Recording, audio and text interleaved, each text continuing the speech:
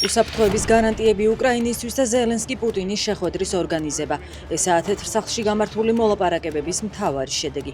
ამერიკის შეერთებული შტატების პრეზიდენტი აცხადებს, რომ სხვადასხვა ევროპული ქვეყანა შტატებთან კოორდინაციით უსაფრთხოების გარანტიებზე დაიწყებს მსჯელობას, ხოლო თავად ტრამპის სამხრივი შეხვედრის ორგანიზებას.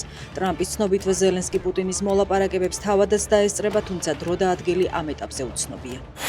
ომის დასრულების დასაწყისის მთავარი საკითხი უსაფრთხოების გარანტიებია, რომელიც 10 დღის განმავლობაში შემუშავდება, აცხადებს ვოლოდიმირ ზელენსკი.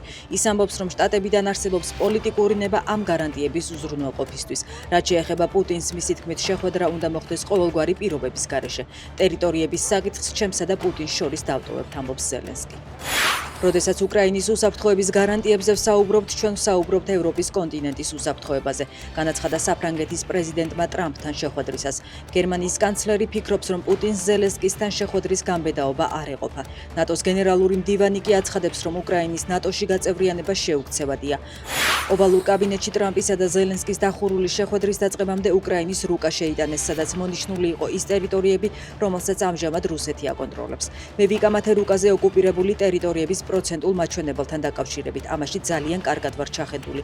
ჩვენც იგივე რუკა გვქონდა, რაც ამერიკის შეერთებულმა შტატებმა მოამზადა, განაცხადა შეხვედრის დასრულების შემდეგ ზელენსკი.